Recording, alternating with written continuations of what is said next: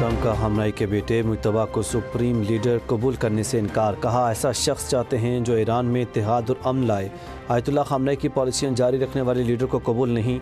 Iran में जो भी लीडर बनना चाहता है वो मार दिया जाता है। हम हमला न करते तो ईरान हम पर हमला कर देता।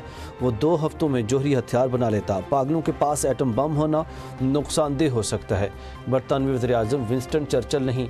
उनके रवैये से हैरानी और मायूसी हुई कि स्टामर को बगैर हिचकिचाहट अड्डे फराहम करने चाहिए। स्पेन का रवैया भी गैर जिम्मेदाराना है।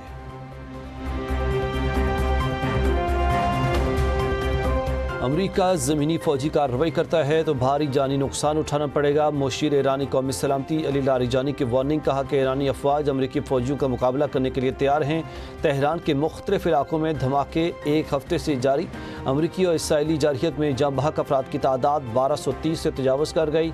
7000 से ज़ायद ज़ख्मी। हिलाल अहमर के मुताबिक हमलों में 3600 से ज़ायद शहरी मकामात को नुकसान पहुँचा।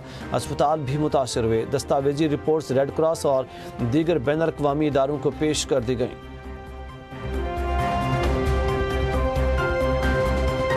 और भारत लगातार दूसरी बार T20 वर्ल्ड कप के फाइनल में पहुंच गया। सेमीफाइनल में इंग्लैंड को सनसनीखेज मुकाबले के बाद 7 रन से शिकस्त दे दी। इंग्लैंड की टीम 254 रन की ताकुब में 7 विकेटों पर 246 रन बना सकी। जैकब बैथल की 48 गेंदों पर 105 रन की इनिंग्स रायगा। Will Jackson 35, Jos Buttler 25, Sam Curran 18 run बना सके। हार्दिक पांड्या ने 4 ओवर में 38 रन देकर 2 विकेटें हासिल की। जसप्रीत बुमराह, अक्षर पटेल, अर्शदीप और चक्रवर्ती ने 1-1 विकेट हासिल की।